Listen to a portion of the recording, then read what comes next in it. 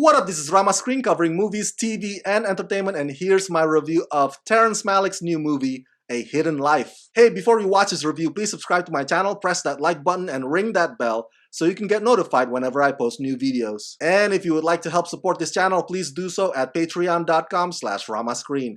That's patreon.com/ramascreen.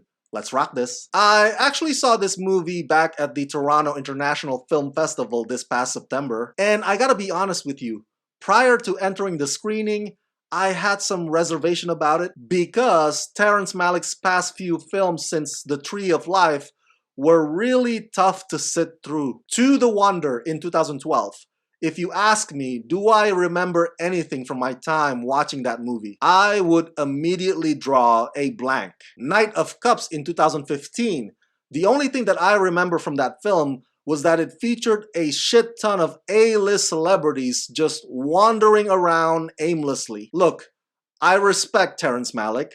I admire his poetic visualistic approach, and The Thin Red Line remains one of my all-time favorites. But lately, his movies have been missing the most important ingredient of them all. At least the ingredient that I need the most, and that is story.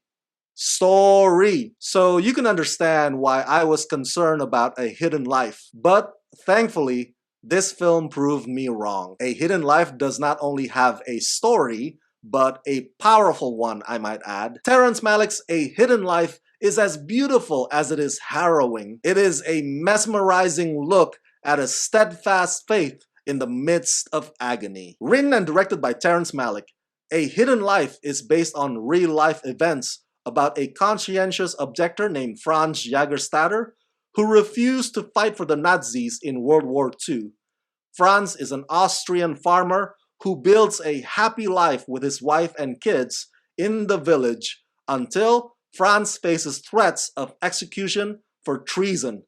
But his unwavering faith and his love for his family keep his spirit alive. A Hidden Life has every element that you would expect from a Terrence Malick movie. The constant jump cuts, the poetry-driven narrative, heavy emphasis on nature, landscapes, and vast open fields, the camera panning away in the middle of the characters' dialogues. You recognize a Terrence Malick movie when you see one, and A Hidden Life is no different in terms of his craftsmanship. The reclusive filmmaker never loses his touch, particularly with this one, which has a clear plot that does not deviate from its tracks. Yes, there's something melancholy about all the imagery in A Hidden Life, but they always have their feet firmly planted in the ground. They are always in service of the story, as opposed to being a collection of random happenstance. One quick additional note: the music score by one of my favorite composers, James Newton Howard, also helps in getting us to follow Franz and his wife's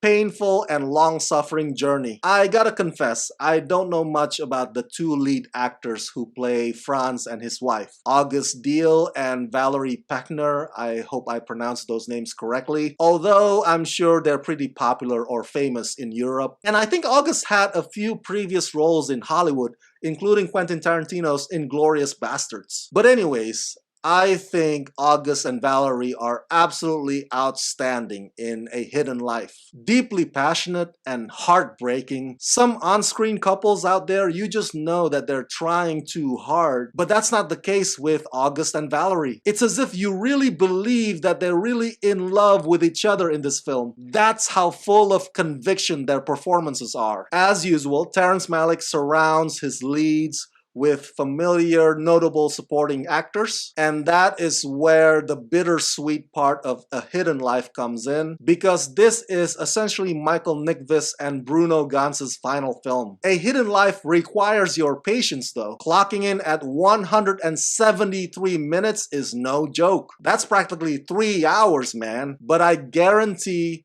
you won't regret it. The true story of Franz Jagerstatter alone should already be sufficient enough to bring anybody who reads about him to humility. I mean, the guy was persecuted not only by his government, but also by his own people, his neighbors who turn on him. So his story is undeniably remarkable. And Terrence Malick elevates that into something epic and emotional, and it's worthy of Fran's legacy.